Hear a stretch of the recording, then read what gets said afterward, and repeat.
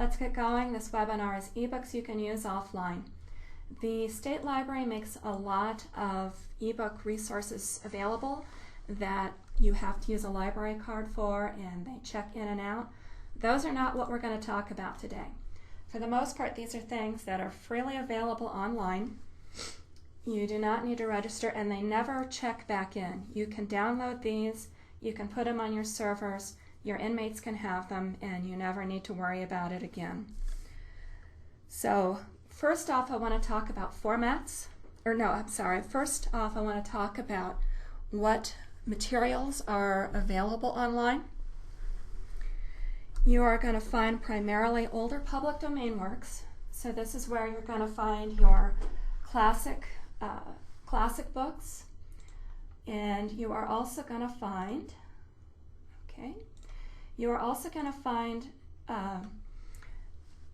self-published materials. Now the self-published materials, the quality may be inconsistent because there is a lot of good self-published electronic content out there.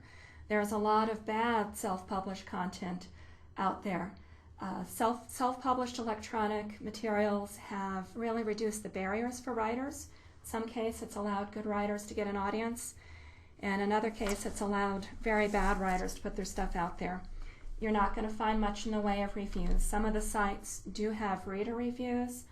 You can take those with a grain of salt, but those are primarily the materials you are going to find out there.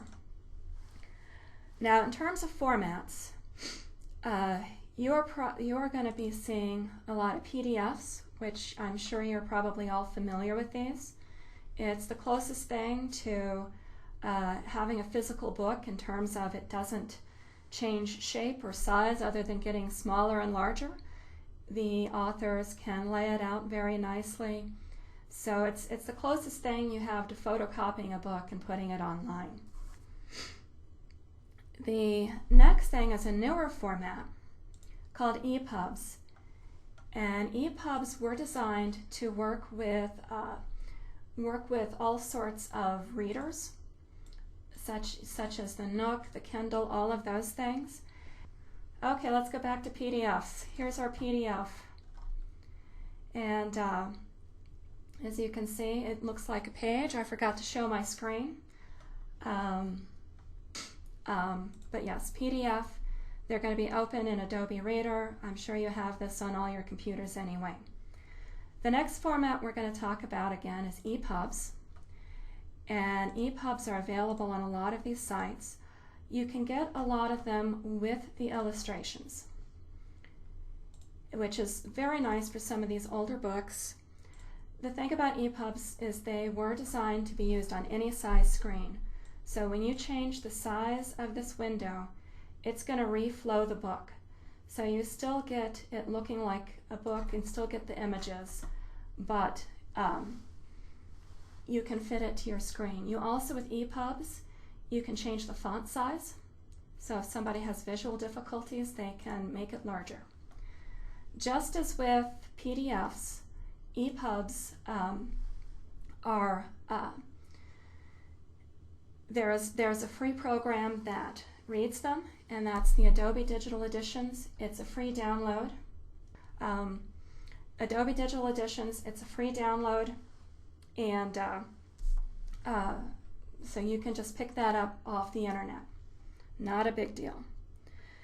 You're also going to find just plain Jane text, which of course is going to look just like that. And you also will find audiobooks. MP3 is a fairly universal format. You're probably going to want to look for human read. There are computer read materials. Those are generally not as good a quality. They're more difficult to follow. And on some of the sites, you're going to be able to find both. So let's go to the first big site, Project Gutenberg. Project Gutenberg is sort of the granddaddy of the ebook sites. It has more than 42,000 public domain books. The public domain books, again, are likely to be older. Good place to pick up the classics from. They do have both text and audio, but their audio is difficult to download, so I'm going to suggest you go to LibriVox for that. They do not have PDFs. You will generally find EPUBs and text. You can do just a basic search, and we're going to go looking for Tom Sawyer. In this case, The Adventures of Tom Sawyer, we can just look at it on screen, which is not going to be helpful. You're going to be able to pull it down as a plain text. You can get it as an EPUB with images or without. So let's go ahead and open that file. Doesn't take all that long to open. And you get that wonderful cover, book cover. And as you go through, you're going to get the illustrations. And there's a lot of illustrations along with the text. There are other ways to search Project Gutenberg. Oh, and where they do have audio files, you are going to see the little audio symbol there.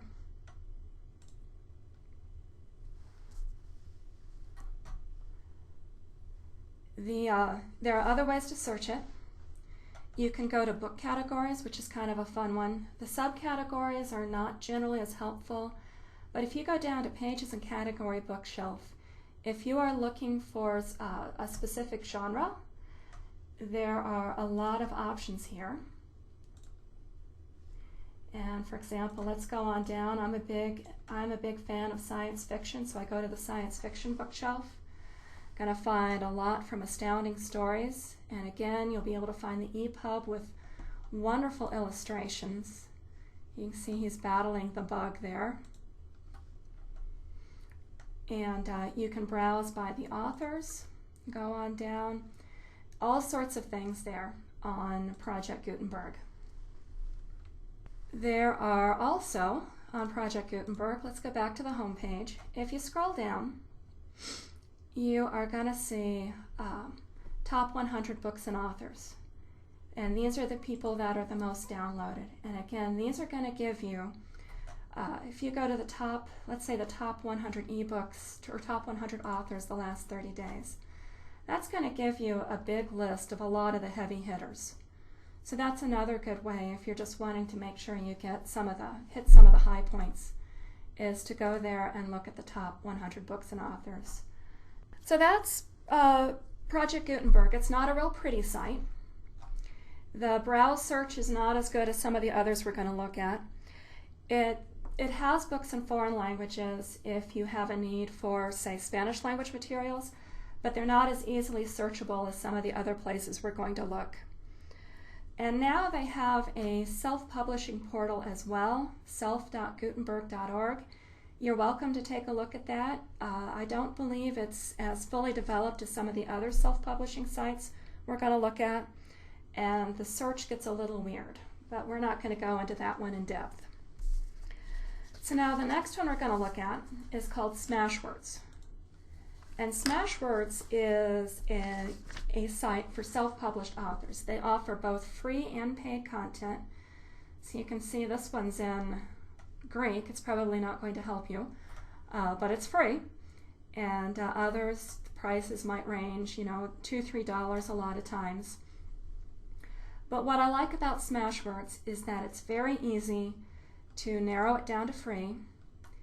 If you want to, since these are books that will likely go on the computers, you can, for example, narrow it down to just free books that are short length, that are going to be a little easier to read in a few sessions rather than the epic 100,000 words or more. This is a social site. People can create accounts both to upload and also just to add reviews. You can sort it simply by the highest rated free short books. And if you look here, you will notice there are reviews for this one. Online reviews are like online reviews for Amazon. Anyone can put them in, but if we go there, we're going to get a description.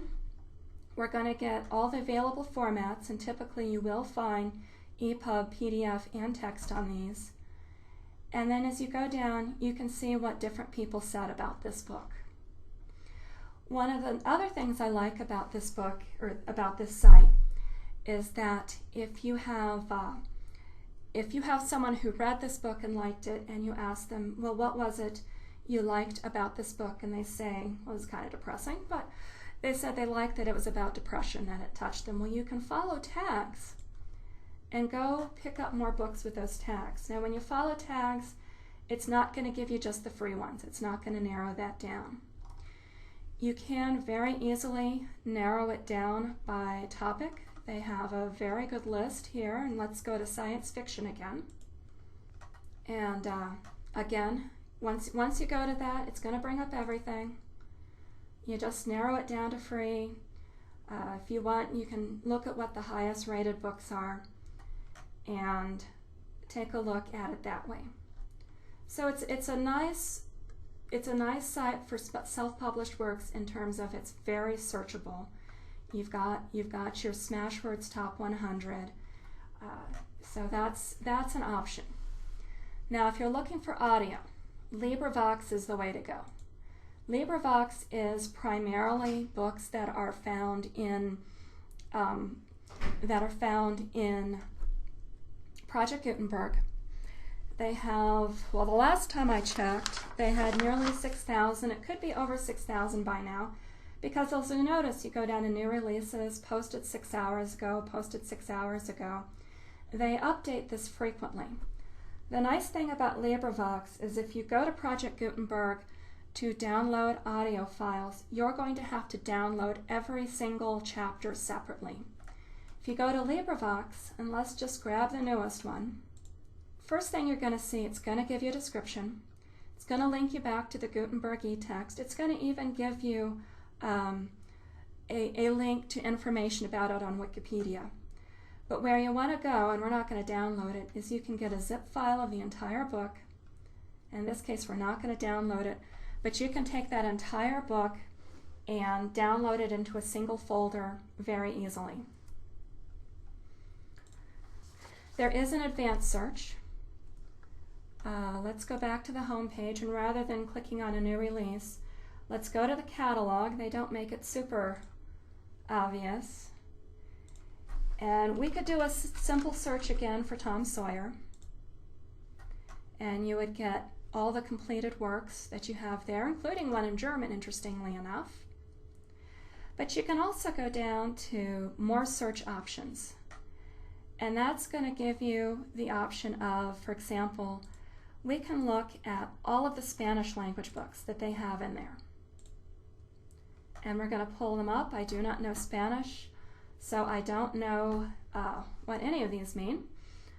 But you can take a look at those. They have, many more pages of this, 327 Spanish language titles. And you can also search by genre using the advanced search. If I want to see, let's put this back to English. If I want to just see all the books in their science fiction genre, whoops, put that in category and not in genre. It would help if I typed in the right, and it's going to bring all of these up. You can also, if you have a preference, you can limit it to just books that are read by a solo reader. They have books that are read by multiple people, books that are where the different chapters are read by different people, books where one person did all of it. So that is LibriVox, and LibriVox is, again, that is your go-to source if you need audiobooks that you can put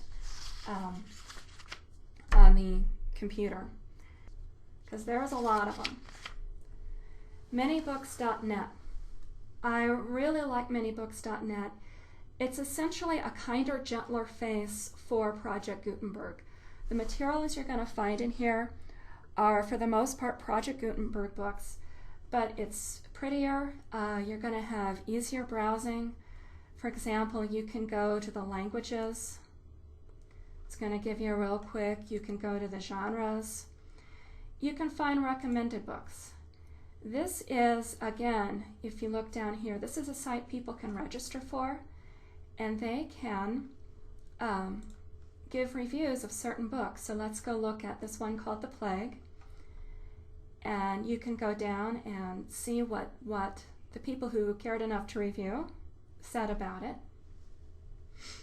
You can browse by authors. You can browse by titles. You can look at what their popular downloads are. And Think and Grow Rich, so apparently I don't think all that much. It offers you multiple file formats for download. Let's go look at this. So if you go over here to the download, you can see it offers a ton of formats. And you're probably, again, only going to want the PDF. You can get the PDF large print if you have people with visual difficulties.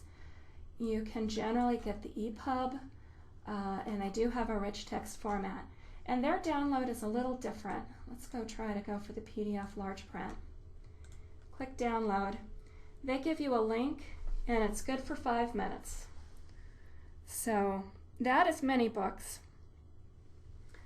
The next one we're going to go to is one that has both public domain and original books, and it also has both free and paid. What I like about FeedBooks is that it has a very simple way to get into your free public domain books, and then it's going to allow you to narrow down within those free books. So let's go to science fiction,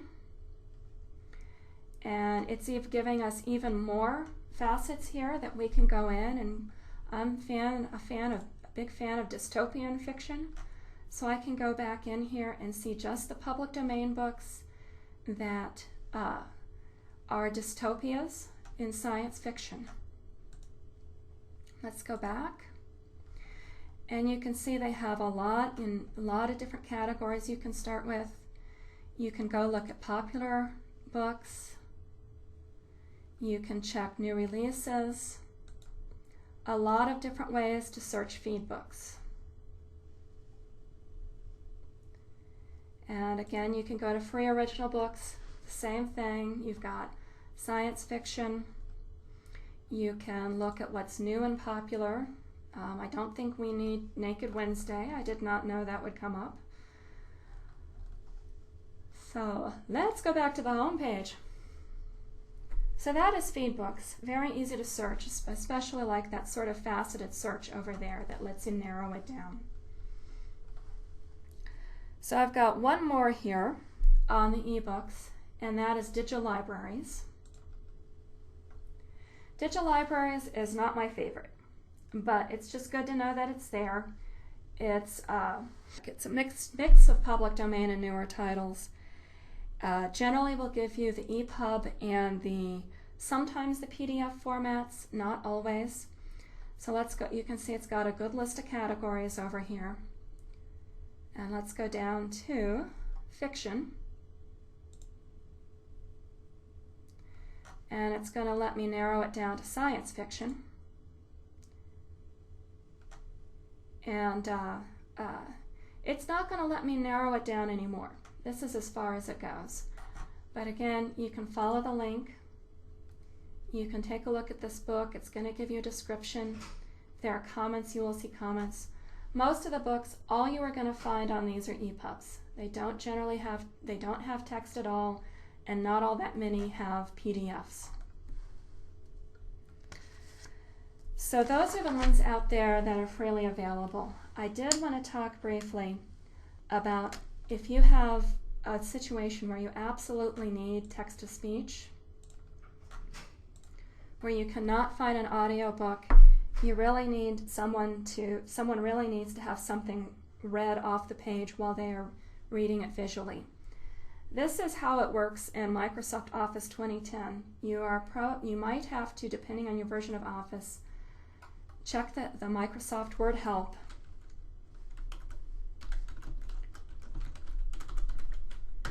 And search on how to activate a text-to-speech feature. The older versions, the really older versions, are terrible. They're unintelligible.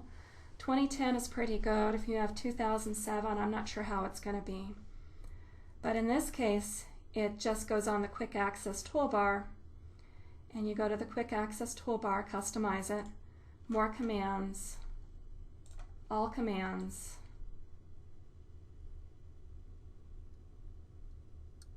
And there are a lot of them.